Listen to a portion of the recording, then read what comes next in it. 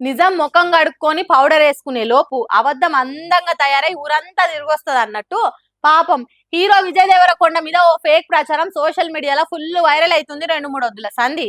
ఇవాళ వచ్చిన క్లారిటీతోని ఆ ప్రచారానికి పడదబడ్డట్టే పొర్రిగా. ఇంతకేందా ప్రచారము క్లారిటీ ఏమొచ్చింది అనంటే, పాలున్న చెట్టుకే రాళ్ళ దెబ్బలు అన్నట్టు ఎవరి మీద వార్తలు రాస్తే ఎక్కువ చూస్తారు వాళ్ళ మీదనే ఫేక్ ప్రచారాలు చేసుడు ఎక్కువైపోయింది పొర్రి సోషల్ మీడియాలో. మొన్ననే కొత్తగా పెళ్లి చేసుకొని ఆయన సినిమా షూటింగ్లతో ఆయన బిజీగా ఉంటే విజయ్ దేవరకొండ మీద తీరొక్క పుకార్లు తిప్పబట్టిరు ఇంటర్నెట్ ల. పాపం రణబలి సినిమా షూటింగ్ లా విజయ్ గొంతెమ్మ కోరికలు ఎక్కువైపోయినాయి. ఆయన కోసం ఏకంగా 1-2 కాదు 5-6 క్యారవాన్లు అడుగుతుండు.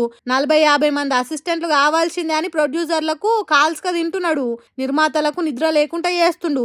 విజయ్ డిమాండ్ల ఖర్చు భరించలేక ప్రొడ్యూసర్లకు రోజు హార్ట్ అటాక్లు వచ్చి అడ్డం పడుతుర్రు. అందుకే పోయి ప్రొడ్యూసర్ కౌన్సిల్ లా కంప్లైంట్ కాగితం కూడా ఇచ్చిర్రు అనుకుంటా మాల్ మసాలా కలిపి మస్తు వార్తలు తిరిగినాయి సోషల్ మీడియాలో. ఇక ఇసోంటి పుకార్లకు ఫుల్ స్టాప్ పెట్టకుంటే పురాగా బ్యాడ్ నేమ్ వస్తుందని నిర్మాతలు బయటికి వచ్చి క్లారిటీ ఇచ్చిర్రు. ఇయాల విజయ్ 5-6 క్యారవాన్లు అడిగిండు, 50 మంది అసిస్టెంట్లని డిమాండ్ చేసిండని వస్తున్న గాసిప్లన్నీ ఫేకే అని చెప్పుకొచ్చిండు Mythri movie makers producer Ravishankar. Vijay Deverakonda మస్తు ప్రొఫెషనల్ గా ఉండే హీరో. షూటింగ్ లా ఇన్ని రోజులల్లా ఇదివర దాకా ఎసోంటి తక్లీఫ్ కాలే. ఈ వార్తలన్నీ కొందరు కావాలనే వైరల్ చేసి తిప్పుతుర్రు అని అనుకొచ్చిండు. ఇంకో దిక్కు విజయ్ పిఆర్ టీం కూడా ఈ రూమర్లను రుబ్బుతున్నోళ్ళ మీద సైబర్ క్రైమ్ చట్టాల ప్రకారం చర్యలు తీసుకునేటట్టు చేస్తామనుకొచ్చిర్రు. అయినా విజయ్ దేవరకొండని ఇట్లా బర్బాద్ చేయాలని చూసుడు బ్యాడ్ చేసుడు ఇది ఫస్ట్ సారి కాదు, ఇదే ఆఖరు కూడా కాదు. ఇదివరకు కూడా విజయ్ ని సోషల్ మీడియాలో నెగిటివ్ చేసుకునే కార్యాన్ని నెత్తుకేసుకున్నారు కొంతమంది. ఒక్కోసారి అయితే విజయ్ కొత్త సినిమా రిలీజ్ అయ్యి మార్నింగ్ షో వడంగానే సినిమా కూడా చూడక ముందే ట్రోల్స్ మీమ్స్ తోని కలెక్షన్స్ ఏం లేవని కామెంట్లు వేస్తారు. విజయ్ యాక్టింగ్ మీద చేసిన క్యారెక్టర్ల మీద నెగిటివ్ ట్వీట్లు వేస్తారు. ఇప్పుడిగో ఇట్లా షూటింగ్ స్టేజ్లు ఉండంగానే ఈ తీర్ల బద్నాం చేసి బట్టగాల్చి మీదేస్తారు. ఇసోంటి పుకార్లు ఉట్టిచ్చేటోళ్ళందరికీ రణబలి సక్సెస్ తోని విజయ్ గుణపాఠం చెప్తాడేమో చూడాలిగా. ఈ దునియాలో ఏ దేశానికి పోయినా ఎక్కడ అడుగు పెట్టినా ఎంత పెద్ద కొలువు చేస్తున్నా ఎవరు ఏమనుకుంటారో అని వెనకాడిగయ్యకు. నీకు జన్మనిచ్చిన ఈ భరత భూమి గొప్పతనం చెప్పు అని రాయప్రోలు సుబ్బారావు జన్మభూమి అనే పద్యంలో చెప్పిండు కదా.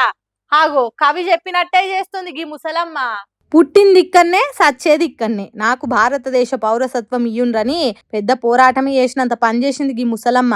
పట్టిన పట్టిడవకుండా ప్రభుత్వ అధికారులను సతాయించి చంపుతున్నదట. బాపట్ల జిల్లా చినగంజం మండలం చింతగుంపల అనే ఊర్లా కొండ్రగుంట మహాలక్ష్మమ్మ ఎప్పుడో అమెరికా దేశానికి పోయిందట.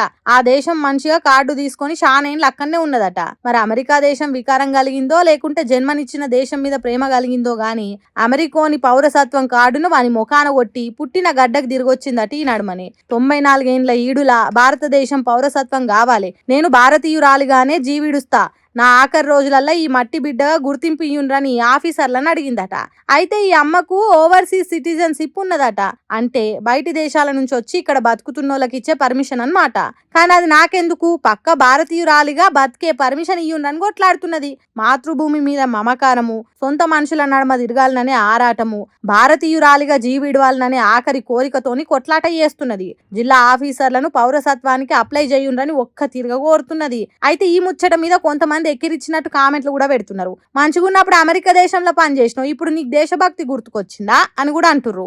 ఎవలేమన్నా ఈ ముసలమ్మ తన ఆఖరి గడియలు మాతృదేశంలోనే గడవాలనని భారతీయురాలిగానే జీవిడవాలనని కోరుకొని దేశభక్తి చూపెట్టుడు గొప్ప ముచ్చట్నని ఇంకొంతమంది అంటుర్రు.